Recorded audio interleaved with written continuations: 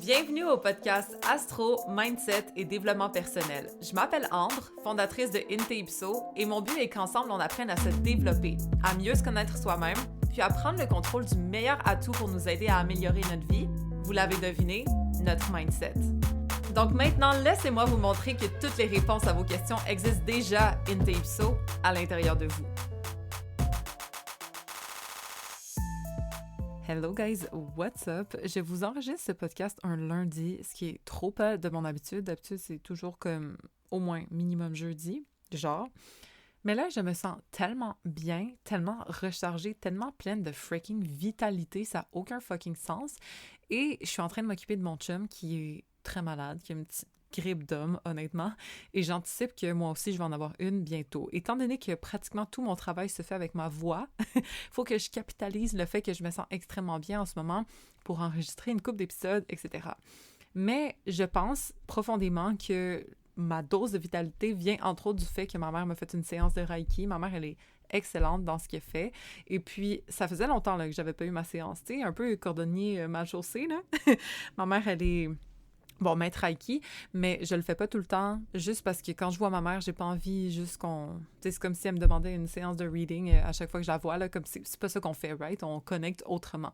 Mais là, on a pris le temps de le faire récemment, puis c'est fou comment je me sens freaking rechargée, ça n'a pas de sens. On dirait qu'on m'a comme branché là, à une plug énergétique, si je peux dire ça comme ça. Donc, merci, Mom, pour ça. En passant, si jamais vous voulez peut-être à faire affaire avec ma mère, elle a des séances à distance, OK? Elle fait du Reiki à distance, et puis elle utilise l'antenne de l'échelle, du Quantum Healing aussi, elle est très bonne dans ce qu'elle fait, bref. Je vais vous mettre ces informations dans le lien de cet épisode, mais on va reparler plus tard parce que c'est très on point avec le Scorpio Season. La saison du Scorpion, là, c'est fait pour qu'on aille gratter à l'intérieur de soi. C'est fait pour qu'on aille purger ce qui traîne. Le Scorpion, c'est ça, OK? Tu sais, le pu, la dégueu qui est sous la surface, qui est comme là en train de mijoter depuis des années, là. Toute l'accumulation de trauma, toute l'accumulation de ressentis, toute l'accumulation d'émotions qu'on n'a pas traitées. Mais ça disparaît pas, ça. Ça reste et ça s'accumule à l'intérieur de nous. C'est pour ça que c'est extrêmement bon de profiter de cette saison du Scorpion-là pour aller faire du ménage. Donc, on peut le faire de plein de façons différentes, OK? Disons justement qu'on parle de Reiki, parce que c'est ça que j'ai eu hier. Littéralement, c'est d'actualité dans ma vie. J'ai comme l'impression qu'à chaque fois que je fais une séance de Reiki, moi, j'ai pris une douche énergétique, OK? Je me suis nettoyée. Fait que tout ce qui traînait, qui me ralentissait un petit peu, c'est comme out. J'ai la vision plus claire, j'ai plus d'inspiration, je me sens plus énergétique, plus motivée à faire ce que j'ai à faire. Puis ça faisait un bout, là, j'étais un petit peu rouillée. J'avais une couple d'émotions accumulées de ce que ma mère m'a dit. D'ailleurs, elle peut détecter un peu où est-ce qu'on a mal ou où est-ce qu'on a besoin d'être guéri, si je peux dire ça, émotionnellement parlant, etc. OK? Bon, je l'inviterai à un moment donné à venir peut-être parler dans mon podcast si ça vous intéresse. Juste qu'on discute entre mère et fille. Elle est scorpion aussi en passant. Fait que pour purger, là, pour aller dans du deep talk, tout ça, ma mère est bonne là-dedans. Puis parfois, en passant, c'est même pas juste de nous, ces espèces de blessures-là, c'est des traumas transgénérationnels qu'on peut garder sur soi. Donc, c'est pas pire d'aller voir quelqu'un qui peut guérir ça. Peu importe quel professionnel, vous allez voir un quantum healer, justement, quelqu'un qui fait du Reiki, même un astrologue. Honnêtement, récemment d'ailleurs, ça tombe bien, j'étais avec une de mes clientes poissons, tu sais t'es qui, et on a regardé les blessures de son enfance, en fait, ainsi que celles de sa mère. Tu sais, on est allé de génération en génération, là. Si jamais un jour ça vous tente de faire ça, c'est possible. Et personnellement, ça me fascine. Vous savez à quel point la psychologie et tout ce qui est transmis, comme le développement de notre personnalité qu'on a accumulé avec les générations, parce que souvent, ça se transmet en passant et on le voit dans le thème astral, c'est quelque chose de fascinant à faire. Fait que si un jour ça vous tente de juste analyser votre famille ensemble, qu'on puisse aller décortiquer certains liens, pourquoi votre père était de même, exemple, ou d'où ça vient cette indépendance-là de votre mère, ou d'où ça vient ce sens de la culpabilité-là, comme il y a plein d'affaires qu'on peut aller décortiquer dans le thème astral de vos parents, de vos grands-parents, comme, ouf, c'est tellement fascinant.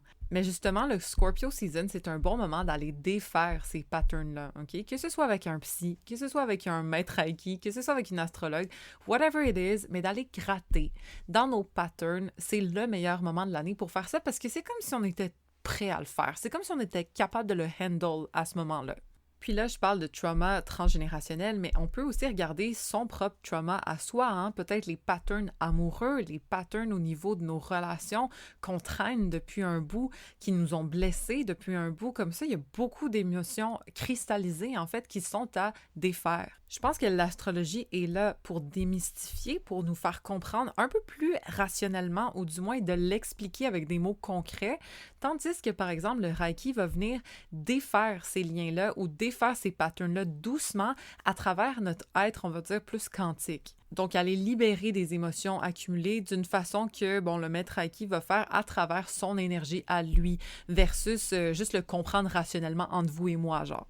Fait que si jamais c'est quelque chose qui vous parle, que ce soit de vous libérer de certaines émotions, que ce soit simplement de vous enlever un poids énergétique, parce que oui, on en accumule dans notre quotidien, hein, que ce soit la pression au travail, que ce soit au niveau familial, nos responsabilités, que ce soit amoureusement, comme il y a plein de choses qui peuvent s'accumuler sur nous. Des fois, c'est des blessures physiques aussi qui sont dues, dans la majorité des cas, à une blessure autre. C'est fou, là, mais je sais pas si vous croyez à ça, mais nos blessures sont souvent en lien avec quelque chose d'autre que la blessure en elle-même, OK? Tu sais, disons, je sais pas, on se foule la cheville, genre.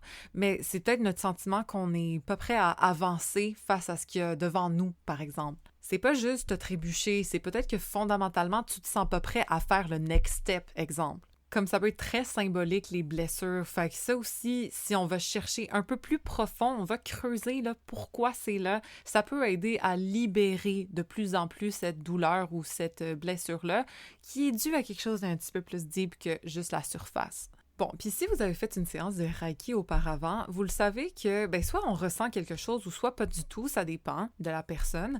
Mais c'est fou parce que moi, personnellement, quand ma mère me le fait, ça me donne des nausées, OK? Ça me donne mal au cœur, littéralement. Je vomis pas, là, on s'entend, là, mais comme, je me sens comme si j'étais dans une ride de char, que ça fait longtemps que je suis là, puis ça me tente plus d'être là. Tu comprends? Tu sais, le mal de cœur de voiture, je le ressens sur certains chakras. Ma mère, elle travaille avec les chakras, là, quand elle fait le Reiki. Et puis, ben là, c'était mon petit cœur, qui était un petit peu lourd récemment à cause de mes propres blessures. Hein, ma vie va bien, mais comme j'ai des choses à travailler quand même. Et puis, lorsqu'elle a mis, sa main sur mon cœur, ça s'est bien passé jusqu'à temps qu'elle l'intensifie un peu. Puis je vous jure que moi, c'est le mal de cœur que j'ai. Comme j'ai une espèce de petite nausée, je me sens. Puis pourtant, je suis couchée, hein, je bouge pas. Il y a rien de différent qui se passe.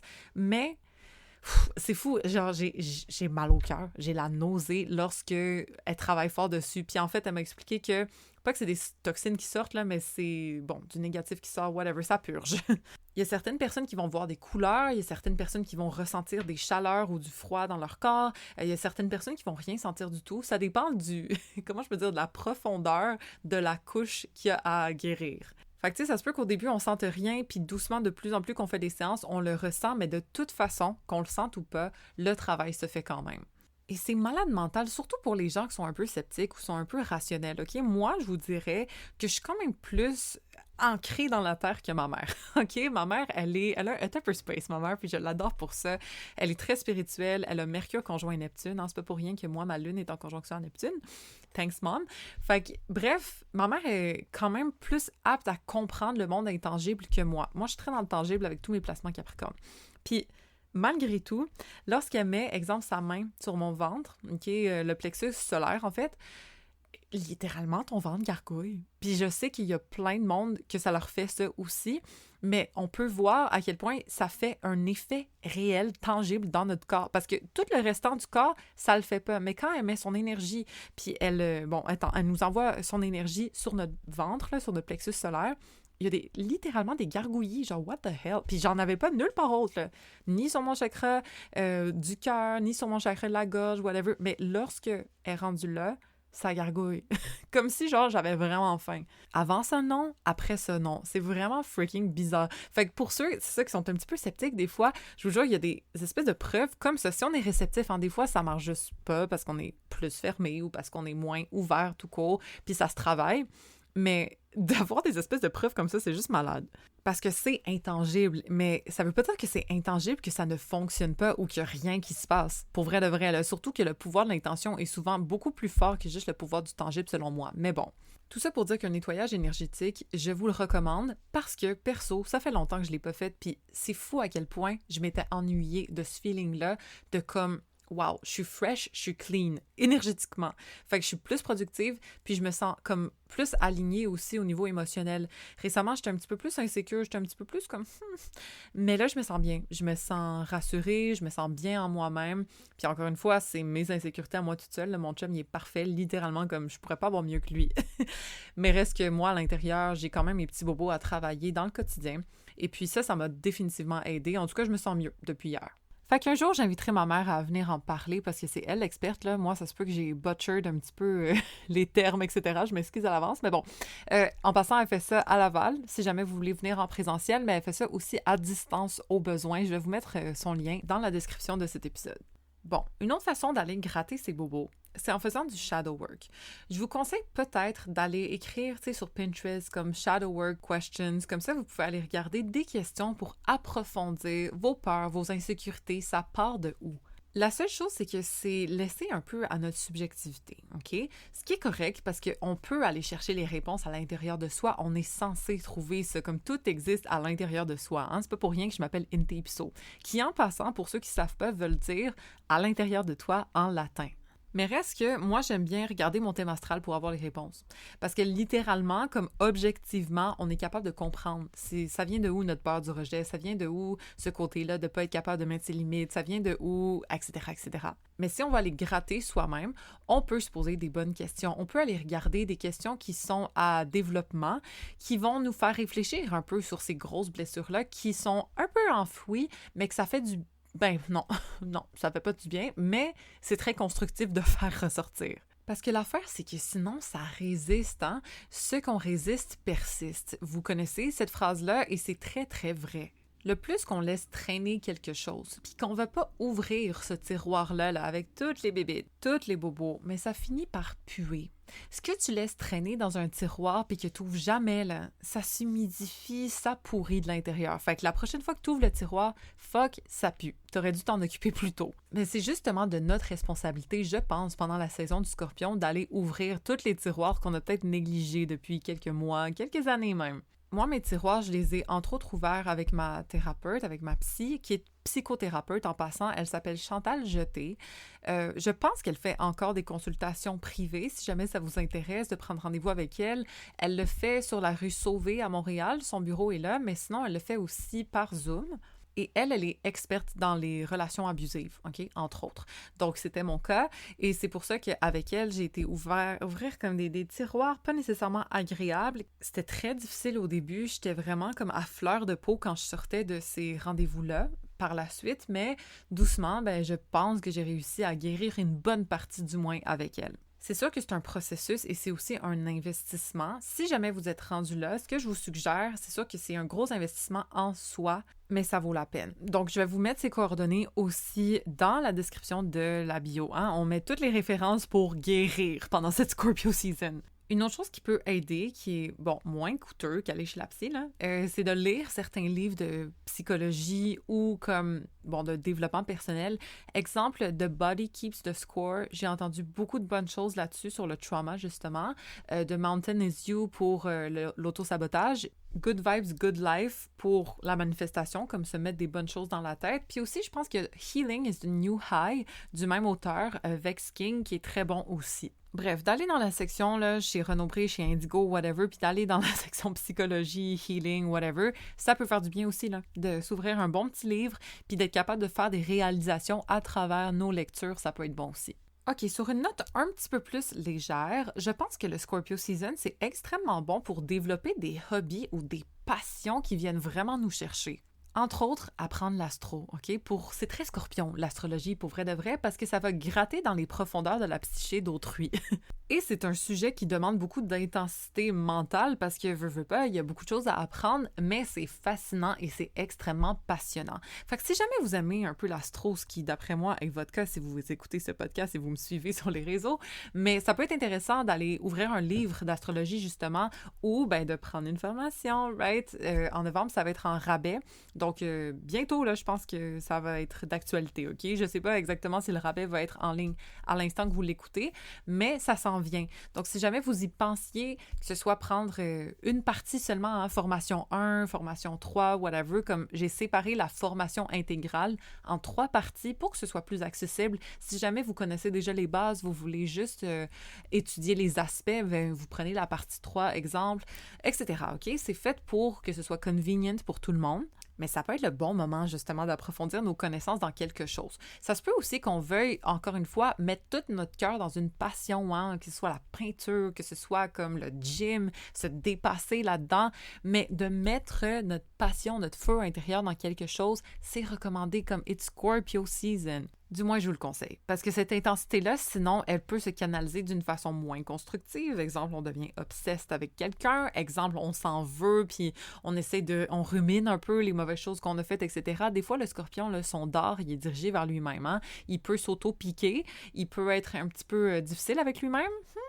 Fait que, idéalement, si on peut canaliser cette intensité-là vers quelque chose de positif, ben good for us. Et si on approfondit un peu plus dans la nouvelle lune en Scorpion qui va se passer le 1er novembre, d'après moi, ça va déjà être passé lorsque ce podcast-là va être en ligne, mais malgré tout, ça peut nous aider quand même à regarder quel domaine de notre vie on doit purger/renaître. Parce qu'en fait, une nouvelle lune, vous savez, c'est un nouveau départ, right? Mais en Scorpion, c'est très... on purge, on transforme, on repart à neuf, mais en ayant tué quelque chose d'autre. Donc, ma meilleure amie, elle, c'est dans sa maison 4 du domicile et elle déménage dans une nouvelle maison. Je suis tellement contente pour elle, mais elle tue une ancienne vie et elle renaît dans une nouvelle maison, littéralement. Puis si ça tombe dans votre maison 4, ça veut pas nécessairement dire que c'est un nouveau domicile, là, mais ça se peut qu'il y ait quelque chose par rapport soit à votre monde émotionnel, vos repères émotionnels, qui se transforment. Ça se peut que ce soit vos repères physiques, donc littéralement où est-ce que vous habitez, ou ça se peut que ce soit aussi au niveau de vos attaches émotionnelles par rapport à votre famille, hein, les repères familiaux qui se transforment, des anciens patterns limitants peut-être qui se purgent. Cette nouvelle lune-là va être à 9 degrés en Scorpion. Donc, allez voir dans votre thème astral, le 9e degré du Scorpion est dans quelle maison. Ça peut vous aider si jamais j'ai un atelier dans la diète mentale qui vous aide à comprendre les transits, OK?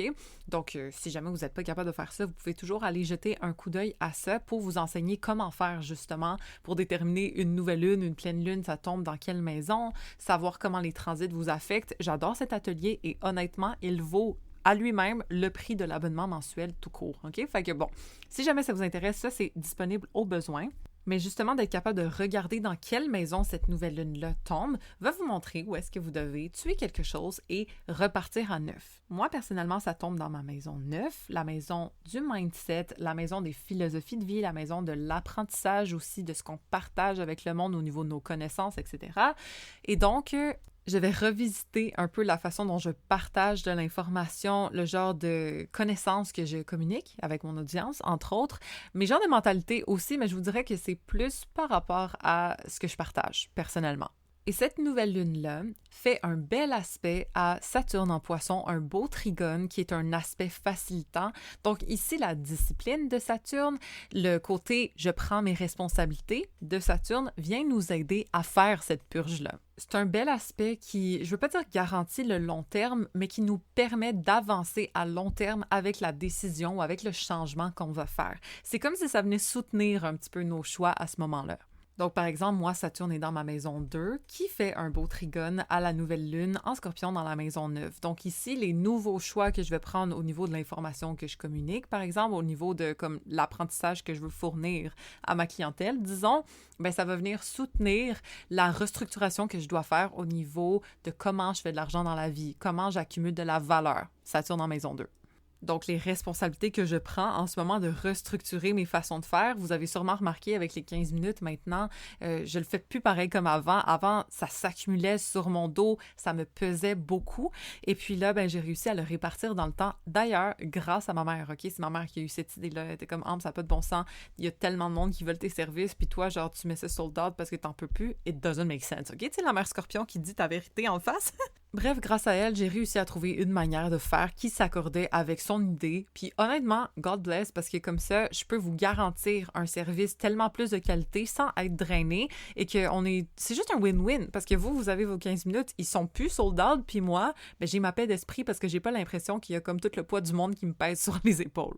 Donc bref, Saturne ici vient aider, supporter le changement, la transformation qu'on a à faire, dépendamment de dans quelle maison tombe cette nouvelle lune-là en Scorpion. Et Saturne vient supporter, OK? Fait que Saturne, dépendamment dans quelle maison il est, peut nous donner des indications sur ce support-là. Ou du moins, le genre de responsabilité qu'on doit prendre pour supporter ce changement-là. Autre chose, c'est que la planète maîtresse de cette éclipse, c'est Mars, OK? Parce que, bon, le Scorpion est dominé par Mars, entre autres, par Pluton aussi, mais tiens, ça donne que Mars est en opposition à Pluton dans le ciel. Ce qui montre que défendre notre point, défendre notre position, défendre ce qui est important pour nous, c'est vraiment ça, Mars en Cancer, pour moi, c'est je défends ce qui est important pour mon cœur, je défends mes intuitions, je défends mon ressenti. Là, l'affaire, c'est qu'il y a un peu d'opposition, OK? Avec Pluton, c'est comme, OK, mais es-tu prêt à les défendre pour vrai de vrai, là? Parce que ça se peut qu'il y ait des épreuves, parce que ça se peut qu'il y ait des remises en question, des abus de pouvoir, des whatever it is, mais que tu dois vraiment prendre position, OK? D'ailleurs, Mars va rétrograde éventuellement, je pense que c'est le 6 décembre ou le 7 décembre, à suivre. On en reparlera parce que c'est tout un épisode, ce Mars rétrograde, là. Damn. Puis en plus, avec les élections des États-Unis, j'ai hâte de voir qu'est-ce que ça va être parce que, d'après moi, c'est beaucoup ça. Mars en opposition à Pluton, tu sais, le pouvoir au peuple versus le pouvoir individuel, etc. Mais bon, c'est une histoire d'un autre épisode. Bref, tout ça pour dire de vraiment prendre position sur nos opinions, sur nos désirs profonds, sur nos intuitions, sur nos ressentis, de les assumer et de relever malgré tout les épreuves ou les défis qui peuvent être mis devant nous, de tenir bon. C'est le moment de se prouver à soi-même. C'est le moment de se dépasser. C'est le moment de littéralement relever n'importe quelle épreuve qu'il y a devant nous pour garantir le succès de cette nouvelle lune en Scorpion pour nous. Donc, on lâche pas, OK? Le 15 novembre, Saturne va revenir direct. En passant, il est rétrograde depuis un bon bout maintenant. Et puis, les efforts sont normalement récompensés à ce moment-là. Ça veut pas dire que c'est d'un coup, là. On revient dans la shadow period, tu sais. Il est reculé et là, il revient où est-ce qu'il était, Saturne, mais reste que c'est quand même d'actualité que tous les efforts, toutes les responsabilités qu'on a prises au courant des derniers mois soient récompensées à ce moment-là. D'ailleurs, ça s'applique peut-être un petit peu plus aux Saturniens, les gens qui sont très tournés vers Saturne dans leur thème astral, que ce soit des Capricornes, que ce soit ascendant Capricorne, que ce soit des gens qui ont beaucoup d'aspects à Saturne dans leur thème. Ça se peut que ça vous affecte un peu plus, ça se peut que vous le ressentiez un peu plus aussi, ce Saturne qui tombe direct au lieu de rétrograde. Ça fait depuis le 29 juin qu'il est rétrograde en passant et encore une fois, il va retourner direct le 15 novembre. Donc, toutes les responsabilités qu'on a dû prendre, tout le côté plus réaliste, de se mettre les mains à la tâche, de se responsabiliser, de devenir plus mature sur certains sujets, de restructurer notre vie d'une façon qui est plus efficace, plus productive, plus réaliste justement. Bon, ça va finir par débloquer en novembre. Du moins, on va peut-être repasser sur les mêmes sujets qui ont été touchés pendant cette rétrograde. C'est souvent ça le shadow period, jusqu'à temps que Saturne retourne à la place où est-ce qu'elle était avant de rétrograder. Vu que c'était en Poisson, c'était pas mal par rapport à notre énergie, OK, à notre monde émotionnel. Où est-ce qu'on le disperse? Est-ce que c'est trop comme débordé ici? Ou est-ce que je respecte mes limites là? Comme c'est important de se responsabiliser par rapport à ça dans la majorité des cas. Et la maison dans laquelle Saturne rétrogradait dans votre thème astral va vous donner plus de détails aussi sur le domaine de vie dans lequel notre énergie devait être comme mieux répartie. Personnellement, encore une fois, c'était dans ma maison 2, de comment on accumule de la valeur et aussi la valeur qu'on s'accorde. Et j'ai revisité mes façons de faire au niveau logistique, au niveau de mon business, comment je prends des commandes, etc. Et ça va beaucoup mieux. Je me sentais écroulée sous le poids, surtout en septembre, je vous dirais. Bref, tout ça pour dire que maintenant, ça va mieux quand même. Et j'ai l'impression que ça va porter fruit à ma fête. C'est le 15 novembre, ma fête d'ailleurs, donc voilà. Bon, dernier conseil pour la saison du Scorpion, brailler sa vie. Je vous l'ai déjà dit, mais c'est bon de purger, de laisser ça sortir. C'est vraiment le moment de aller dans sa vulnérabilité sans se juger. OK, le Scorpion, il n'y a pas de tabou, il n'y a pas de jugement. C'est genre, sois vulnérable avec moi, puis comme, vas-y, je suis là. Ride or die, OK? C'est le moment d'être ride or die avec soi-même. C'est le moment de se montrer le plus laid, de s'accepter quand même et de rebondir par la suite.